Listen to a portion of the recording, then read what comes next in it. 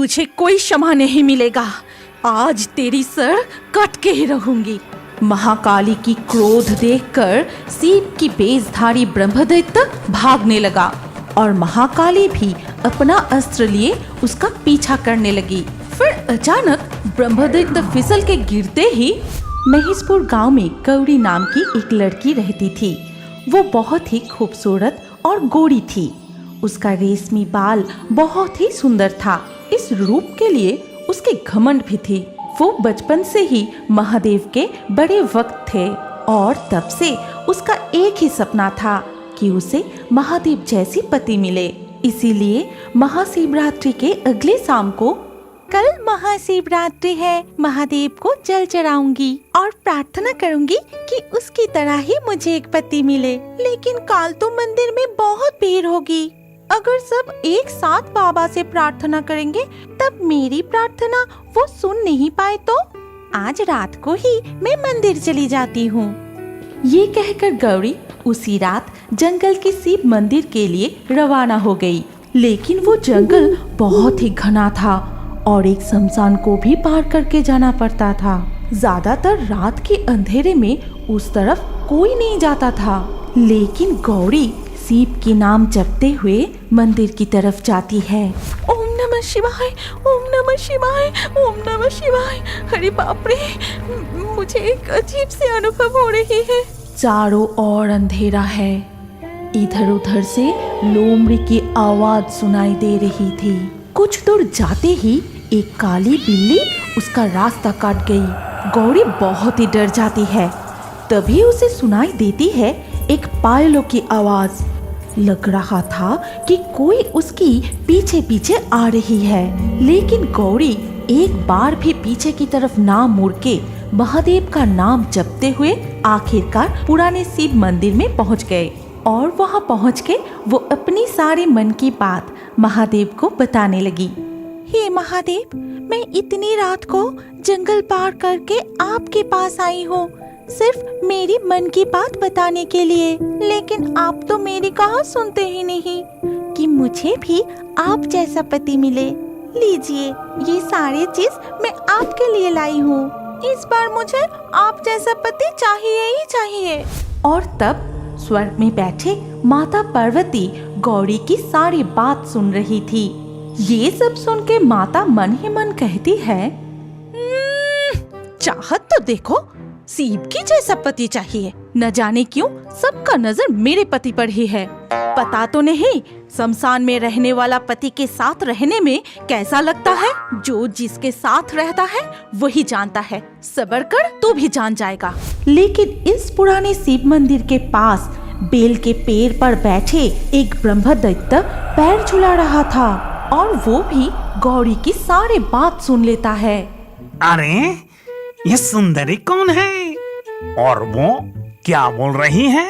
एक सरकारी नौकरी करने वाला सुंदर सा पति चाहिए और ये सब लड़कियों की ऐसी चाहत के वजह से मैं जिंदगी भर कुमारा रहते रहते मर गया और अभी भूत बन के इधर उधर भटक रहा हूँ। फिर भी एक चुड़ैल डायन भी नहीं मिल रही है। अभी मैं इस सुंदरी से शादी करूंगा। ये कहकर ब्रह्मदैत्य ने अपना रूप बदल लिया और एक सुंदर धनी युवक का रूप धारण कर लिया। और गौरी मंदिर से बाहर निकलते ही वो उसे कहता है, हे सुंदरी, जरा रुको तो, तुमसे कुछ जरूरी बात करना है। गौरी पीछे मुड़कर देखती है और वो उस लड़का को देखकर मंत्रमुग्ध हो जाती है। कौन है आप? मैं तो आपको पहचाना नहीं। क्या आप मेरे पीछा तो नहीं कर रहे थे? मेरा नाम है कैलाश। मैं उस गांव का जमींदार परिवार से हूँ। अभी तो मैं शहर में रहता हूँ और इस रास्ते से ही मैं पुरानी घर की तरफ जा रहा था। तब तुम्हें देखते ही मैं तो पूरा फिदा हो गया। क्या तुम मुझसे शादी करोगी? ये सुनकर गौरी मन ही मन कहती है, क्या महादेव ने मेरी प्रार्थना सुन ली? शायद उन्होंने ही इसे मेरे पास भेजे होंगे। अच्छा ठीक है, फिर तो तुम्हें मेरी माँ बाबूजी से बात करना पड़ेगा। अब तुम मेरे साथ हमारे घर चलो। फिर गौरी उसे अपने घर ले जाती है और सारी बात अपने माता पिता को बताई। और सारी बात सुन के उसके माता पिता ने कहा, ना कोई पता ना कोई खबर, उसके बातों में आके तू एकदम शादी का फैसला ले लिया। नहीं, ये शादी कभी नहीं हो सकता। मैं जिंदा रहते हुए ये शादी होने नहीं दूंगा। अगर जरूरत पड़े तो मैं तुझे घर में बंदी बना के रखूंगा। ना जान ना पहचान, उस लड़के के साथ तेरे ये शादी कभी नहीं हो सकता। अगर मुझे शादी करनी है तो मैं इसी से ही करूंगी, नहीं तो। अच्छा, आप मान लीजिए, आपको तो पता ही है बेटी कैसी है, उसे शादी करने दीजिए। इसके कुछ दिन बाद ही कैलाश और गौरी का शादी हो जाता है।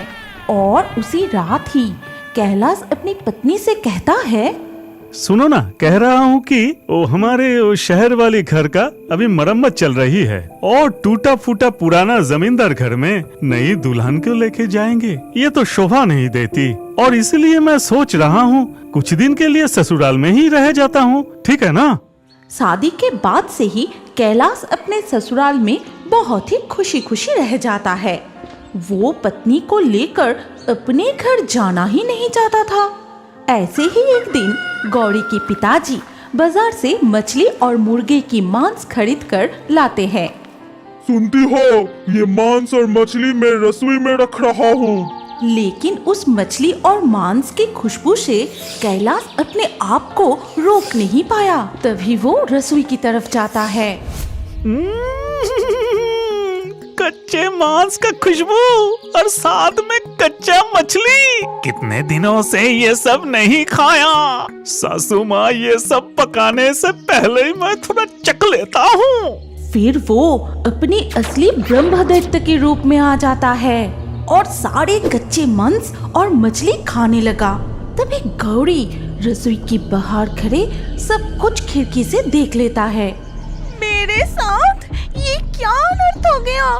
इतने सालों से महादेव की व्रत रखी, उनकी जैसा पति के लिए प्रार्थना की, लेकिन पति के रूप में मुझे एक भूत मिला।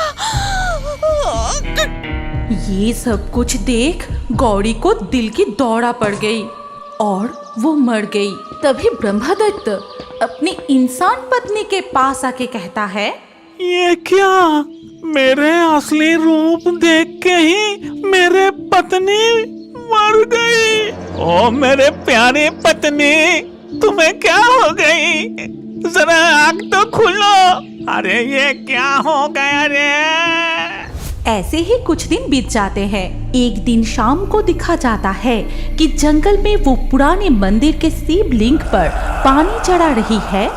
मैं इतने दिनों से तुम्हारी पूजा की, सच्चे मन से प्रार्थना की, हर दिन फूल फल बेल की पत्ते चढ़ाई, लेकिन आप एक भूत के साथ मेरी शादी करवा दी और उसका असली भूतिया चेहरा देख के तो मैं मर ही गई। इस बार मैं नहीं मानूंगी, मुझे आप जैसा पति चाहिए ही चाहिए। आप देंगे ना? इस बार भी ब्रह्मदैत्य बाहर खड़े उसकी सारी बात सुन रहा था और ये सब कुछ सुन के उसे एक शरारती बुद्धि सूझी। साथ ही साथ वो इस बार महादेव का रूप धारण करता है। फिर, मैं तुम्हारी साधना से संतुष्ट हूँ, इसीलिए मैं तुमसे शादी करने के लिए स्वयं आया हूँ। अरे बाप रे, ये मैं क्या देख रही हूँ? महादेव खुद मुझसे शादी करना चाहते हैं, तो फिर मैं देर नहीं करूँगी, मैं जल्दी से तैयारी करती हूँ। तुरंत चुड़ैल ने शादी की सारी इंतजाम कर ली और शादी के मंडप में भी बैठ जाती है। तभी चुड़ैल की ऐसी हरकतें माता पार्वती स्वर्ग में बैठी देख रही थी। अरे, ये मैं क्या देख रही हूँ? वो बदमाश भूत इस बार महादेव का रूप लेकर छलपूर्वक धोखा दे रहा है। इसका इतना साहस! ये कहकर माता पार्वती क्रोधित होके अपना महाकाली का रूप धारण किए, फिर मंदिर के सामने प्रकट हुई। बदमाश भूत, स्वर्ग से मैं तेरी सारी शरारती हरकतें देख चुकी हूँ। तेरी इतनी साहस कि तू महादेव का रूप लेकर छल करता है।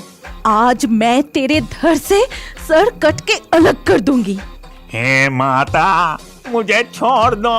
जिंदगी भर तो मैं कुंवारा था, इसीलिए मैं शादी के लालच में ये गलत काम कर बैठा। मुझे आप क्षमा कर दीजिए। तुझे कोई क्षमा नहीं मिलेगा। आज तेरी सर कट के ही रहूंगी। महाकाली की क्रोध देखकर सीप की बेसधारी ब्रह्मदैत्य भागने लगा और महाकाली भी अपना अस्त्र लिए उसका पीछा करने लगी। फिर अचानक ब्रह्मदैत्य फिसल के गिरते ही वो अपने असली रूप में आ जाता है और तभी महाकाली अपनी अस्त्र उठाए उसका सर जैसे ही धड़ से अलग करने जाती है, ठीक उसी वक्त महादेव वहाँ प्रकट हुए और वो चुड़ैल भी वहाँ आ जाती है। शांत हो जाओ पार्वती, उसे माफ कर दो। जीवित काल में गौरी लालच में आके सोच विचार ना करके गलत आदमी से शादी करके अन्याय किया था और बार बार छल करके ब्रह्मदैत्य ने घोर अन्याय किया। इसीलिए अब दोनों को ही सजा भुगतना पड़ेगा और साजा है कि चुड़ैल और ब्रह्मदैत्य को शादी करके घर बसाना पड़ेगा। महादेव के आदेश अनुसार ब्रह्मदैत्य ने चुड़ैल से विवाह कर लिया। तब माता पार्वती महादेव के साथ स्वर्ग में वापस चली गई। शादी के बाद ब्रह्मदैत्य और चुड़ैल खुशी खुशी रहने लगे। हमारी कहानी यहीं पर समाप्त होती है। अगर आपको ये कहानी अच्छी लगी हो तो इस वीडियो को लाइक करें और अभी और एक नई मजेदार कार्टून देखने के लिए स्क्रीन के ऊपर इस वीडियो को क्लिक कीजिए और हमारे इस चैनल को जल्दी से सब्सक्राइब कर लीजिए।